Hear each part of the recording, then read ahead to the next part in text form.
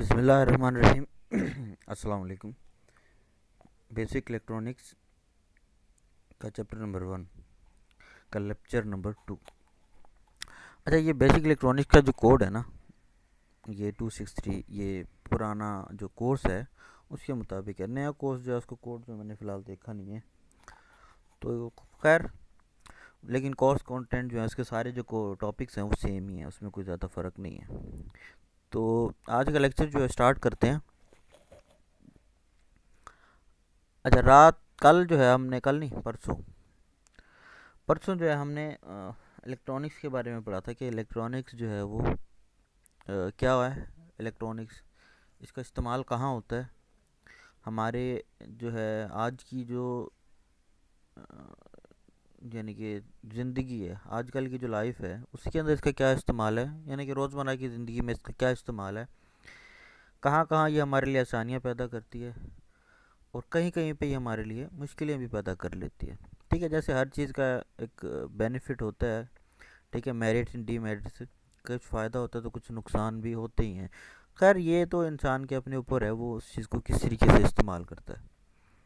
तो ये जो है इंसान खुद जो है, अगर किसी चीज़ को अगर अपने मुफा यानी कि क्या कहते हैं, फ़ायदे के लिए इस्तेमाल कर रहा है, ठीक है, तो वो तब तक जो है आपको फ़ायदा पहुंचेगी। अगर आप उसको गलत ट्रैक पे लेके जाएंगे तो वो ज़ाहिर बात है, चीज़ें जो हैं वो इंसान जैसे अच्छे भी होते हैं बुरे भी होते हैं, वैसे ही डिवाइसेस हैं, इनको आप अच्छे तरीके से भी इस्तेमाल कर सकते हैं और ये बुरे तरीके से भी इस्तेमाल हो सकती हैं। इनके मेरिट और डीमेरिट्स होते हैं। कल हमने जो है ये पढ़ा था कि किन किन जगहों पे इलेक्ट्रॉनिक्स जो है वो मेन किरदार, ये कुछ एग्जांपल हैं, लेकिन इस तरह की काफ़ी सारे एग्जांपल्स हैं। ठीक है ना, हमारा जो आजकल का जो जदीद दौर है वो इस तरह की एग्जांपल से भरा हुआ है। यानी कि ऐसे समझ लें, जो चीज़ें आज से 15-20 साल पहले, 30 साल पहले जो है वो ऑटोमेशन पे नहीं थी, आज वो इलेक्ट्रॉनिक की बदौलत वो सब चीज़ें ऑटोमेशन पर आ गई हैं। ठीक है, बेशक आपके घर में से कोई कोई चीज़ है, यानी कि आपकी घरेलू रोज़मर्रा की इस्तेमाल की चीज़ से लेकर आपकी इंडस्ट्री तक, ठीक है ना, तो हर जगह पर जो है ना इलेक्ट्रॉनिक्स जो है ना वो अपना कहीं ना कहीं किसी ना किसी चीज़ में जो है ना किरदार जो है ना अदा कर रही है।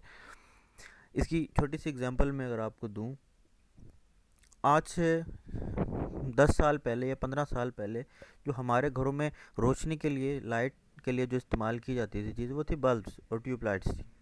वहाँ आपको जो है ना कोई भी सर्किटरी देखने को नहीं मिलेगी। जो बल्ब थे 100 वाट का, 200 वाट का, ज़ीरो का, आज भी इस्तेमाल होते हैं कहीं कहीं। 0 वाट के बल्ब या 100 वाट के बल्ब आते तो हैं, लेकिन लोग इस्तेमाल नहीं करते, क्योंकि क्या कहते हैं, उसके अंदर फिर जो है वो उसकी रेटिंग ज़्यादा होती है, वो ज़्यादा कंजप्शन करते हैं बिजली की।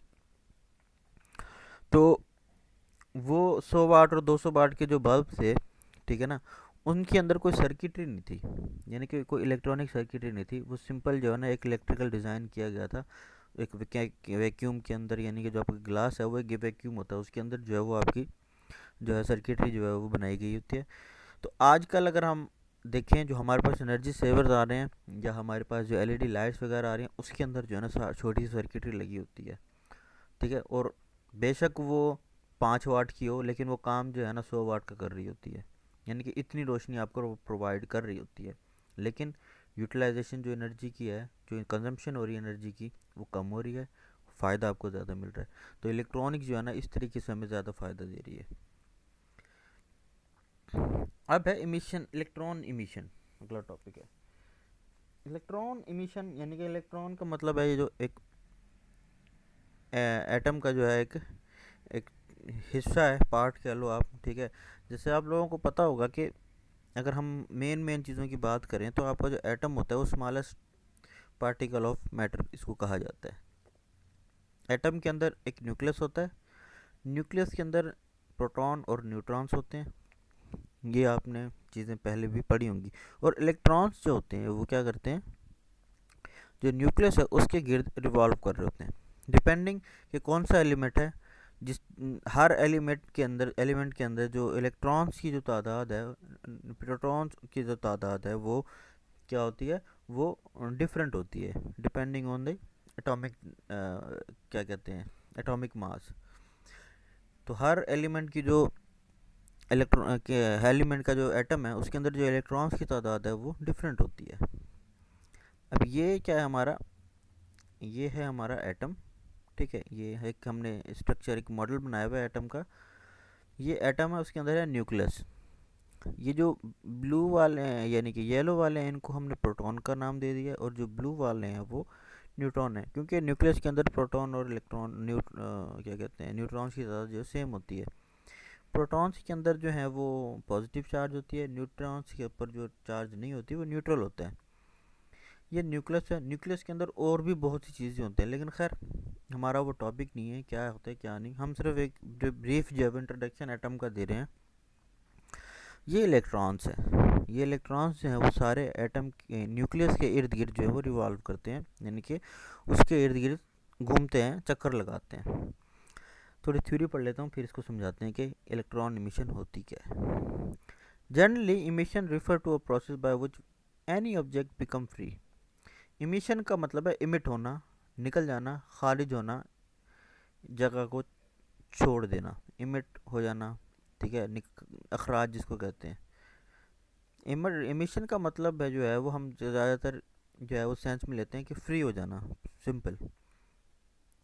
In similar way the process by which the free electrons become free from the metal and enters into the vacuum is called electron emission। हम जिस प्रोसेस के थ्रू इमिशन करवाते हैं इलेक्ट्रॉन की, उसमें क्या करते हैं कि इलेक्ट्रॉन को फ्री करते हैं, यानी कि जो मेटल होता है आपका, यानी कि जो भी आपका एलिमेंट है, ठीक है ना, उसकी जो भी एलिमेंट होता है आपका, उसके जो इलेक्ट्रॉन है उनको फ्री करवाते हैं। ठीक है ना, इस एलिमेंट की कोई ना कोई फिजिकल शेप होगी।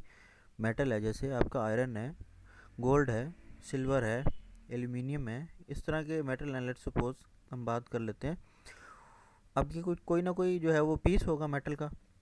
ठीक है ना, हम क्या करते हैं प्रोसेस के थ्रू, इलेक्ट्रॉन इमिशन प्रोसेस के थ्रू क्या करते हैं, इलेक्ट्रॉन को उस मेटल के पीस से इमिट करवा देते हैं, और उसको वैक्यूम ट्यूब के अंदर, जो वैक्यूम है उसके अंदर इंटर करवा देते हैं। अब ये सारा जो प्रोसेस है ना, इलेक्ट्रॉन को मेटल से इमिट करवाने का प्रोसेस वैक्यूम ट्यूब के अंदर हो रहा होता है। ज़ाहिर बात है, वैक्यूम ट्यूब जो है वो खला होती है, वहाँ पर जो है वो कुछ हम इनर्ट गैसेस का इस्तेमाल करते हैं। उसके अंदर कोई और गैसेस या कोई और जो है ना, यानी कि हमारा जो बाहर का माहौल है वो इन्वायरमेंट अंदर नहीं होता, उसके अंदर वैक्यूम है। वैक्यूम यानी कि सक कर लेते हैं उसके अंदर से जो भी चीज़ें उसकी होती हैं, उसको वैक्यूम बना देते हैं। तो इलेक्ट्रॉन इमिशन का प्रोसेस बेसिकली होता वैक्यूम ट्यूब के अंदर है। उसके अंदर हम क्या करते हैं कि इलेक्ट्रॉन्स को, जिस मेटल के ऊपर हम इमिशन करवा रहे होते हैं, उसके इलेक्ट्रॉन्स को उसकी सरफेस में से, उसके अंदर से हम इमिट करवा देते हैं। ठीक है, और वो इलेक्ट्रॉन जो है वैक्यूम ट्यूब के अंदर इंटर हो जाते हैं, तो उसको हम क्या कहते हैं, इलेक्ट्रॉन इमिशन। अब ये कैसे होता है ये हम आगे डिटेल में पढ़ेंगे। फ़िलहाल हम जो है ना वो एक ब्रीफ सा जो है ना बन गया, इलेक्ट्रॉन जो है वो कैसे इमिट कैसे होते हैं। Electrons revolve around the nucleus in different orbits. Electron जो है वो न्यूक्लियस के इर्द गिर्द अलग अलग ऑर्बिट में रिवॉल्व करते हैं, ये चीज़ तो आपको पता है, पढ़ी भी आप लोगों ने। The electrons which are revolving at the outermost shell of an atom are called valence electron. अब ये है कि हर एलिमेंट के जो है ना का जो एटम है, हर एलिमेंट के जो एटम होता है उसके अंदर जो है वो इलेक्ट्रॉन्स की ज़्यादा डिफरेंट है।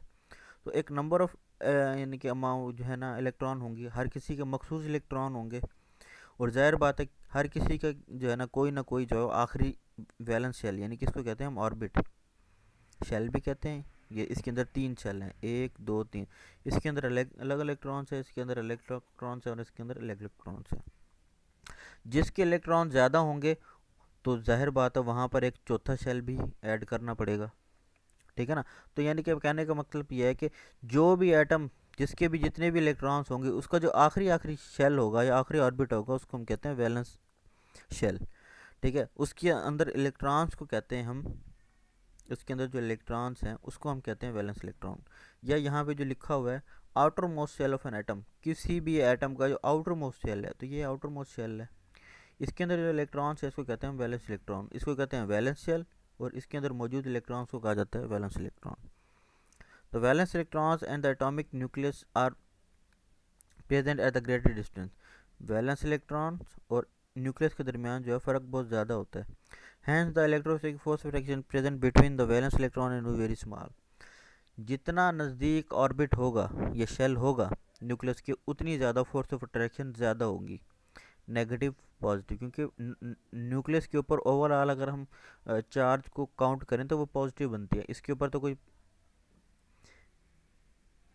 ऊपर तो कोई चार्ज होती नहीं, न्यूट्रॉन के ऊपर तो चार्ज होती है, प्रोटॉन के ऊपर वो पॉजिटिव है। तो पॉजिटिव और नेगेटिव के दरमियान जो अट्रैक्शन है वो ज़्यादा होगी। जितना दूर इलेक्ट्रॉन होता जाएगा, ठीक है ना, उतनी जो फोर्स ऑफ अट्रैक्शन है, electrostatic attraction between the valence electron and nucleus, वो कम होती जाएगी। थस द वैलेंस इलेक्ट्रॉन और लूजली अटैच टू न्यूक्लियस। तो यहाँ पर जो इलेक्ट्रॉन है, जो आउटर मोस्ट ऑर्बिट के अंदर जो इलेक्ट्रॉन होते हैं, उनकी और न्यूक्लियस की आपस में जो अट्रैक्शन है वो कम होगी। जितना न्यूक्लियस से करीब होगा उतनी अट्रैक्शन ज़्यादा होगी, और जितना न्यूक्लियस से दूर होगा उतनी अट्रैक्शन जो है वो कम होगी। ठीक है ना।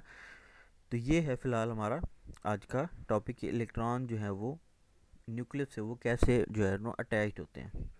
ठीक है ना। ये बोहर का एटॉमिक मॉडल है, उसको आप एक बार पढ़ लीजिएगा। फिर जो है ना हम इंशाल्लाह आगे इसको मज़ीद पढ़ेंगे कि किस तरीके से जो है ना ये आगे हमारा न्यूक्लियस के अंदर जो इलेक्ट्रॉन्स हैं वो अटैच्ड होते हैं न्यूक्लियस के साथ, और क्या इफ़ेक्ट होता है अगर हम उनको फ्री करते हैं, तो कैसे फ्री होते हैं, कैसे दोबारा अपने ऑर्बिट में आते हैं।